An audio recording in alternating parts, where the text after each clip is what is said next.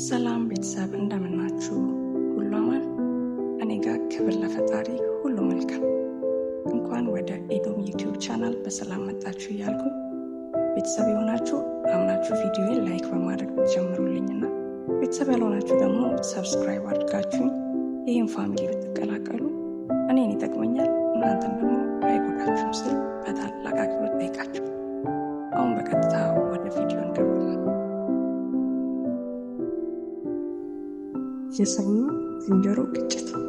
ከሰሞኑ የሳር ብሔራዊ ፓርክ ለአርባ ምንጭ ከተማ ሰላምና ጸጥታ ፖሊስ አካባቢ ጥበቃ ጽሕፈት ቤትና ባህልና ቱሪዝም መምሪያ በጻፈው ደብዳቤ በነጭ ሳር ብሔራዊ ፓርክ የሚገኙ የዝንጀሮ መንጋዎች በአርባ ምንጭ ከተማ ቴሌቪዥን ሰፈር፣ በአርባ ምንጭ ዩኒቨርሲቲ፣ በአርባ ምንጭ አውሮፕላን ማረፊያ እና በአርባ ምንጭ አጠቃላይ ሆስፒታል አካባቢ በተደጋጋሚ በሚያደርሱት ጥቃት ምክንያት ከቀን 10/11 ወር 2018 ዓ.ም ጀምሮ በተጠና መንገድ የዝንጀሮ ቅነሳ ስራ እንደሚከናወን ገልጿል።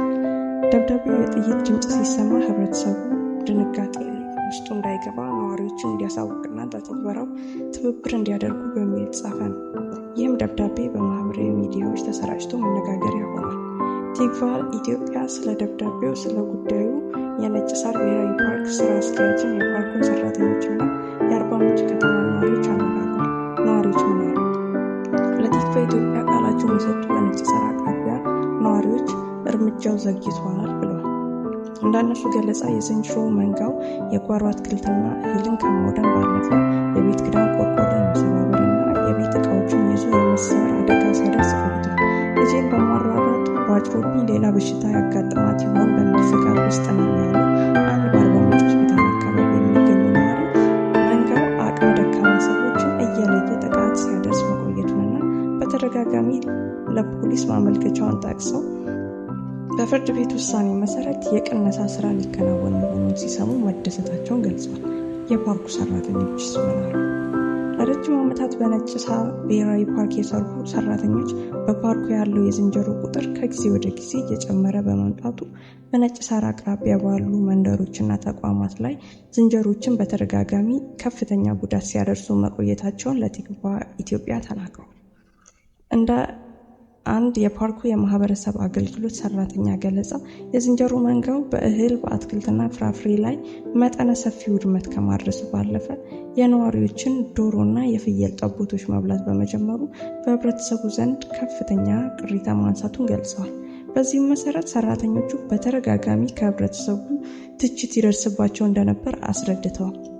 በኋላም የአካባቢው ማህበረሰብ ጉዳዩን ወደ ፍርድ ቤት መውሰዱና ፍርድ ቤቱ በሰጠው ውሳኔ መሰረት አስፈላጊ ቅድመ ዝግጅቶች ከተጠናቀቁ በኋላ በእድሜ ያረጁና የመንጋው መሪዎች የሆኑ ዝንጀሮችን የመቀነስ ስራ ለማከናወን መወሰኑን ለቲግቫ ኢትዮጵያ ገልጸዋል። የፓርኩ ኃላፊ ምን አሉ? የነጭ ሳር ብሔራዊ ፓርክ ኃላፊ አቶ መሰረት ደምለው ለቲግቫ ኢትዮጵያ እንደገለጹት በማህበራዊ ሚዲያ የሚሰራጨው ደብዳቤ ትክክለኛ መሆኑን አረጋግጠው ነገር ግን የሚሰራጭበት መንገድ ሌላ ዓላማ ያለው ነው ብለዋል።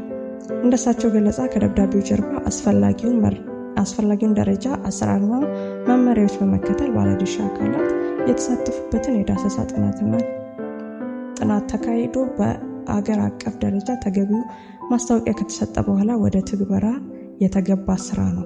እኛ የእንስሳት ጠባቂ አካል ሆነን በእንስሳት ላይ ህገወጥ ተግባር አንፈጽምም ያሉት አቶ መሰረት የቅነሳ ስራው በኢትዮጵያ ብዝሃ ህይወት ኢንስቲትዩት፣ በዱር እንስሳት አካባቢ ጥበቃ ባለስልጣን፣ በኢትዮጵያ ብሔራዊ ፓርኮች ዋና መስሪያ ቤት፣ በአርባ ምንጭ ከተማ ከንቲባ ጽሕፈት ቤትና በሌሎች ባለድርሻ አካላት ውይይትና ይሁንታ የተሰጠው ሂደት መሆኑን ገልጸዋል።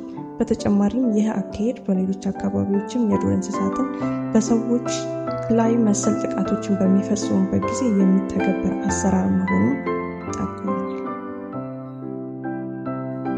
እስከ ፕሮግራሙ ፍጻሜ አብራችሁን ስለቆያችሁ ምስጋናን እያቀረብኩ በሌላ ቪዲዮ እስከምንገናኝ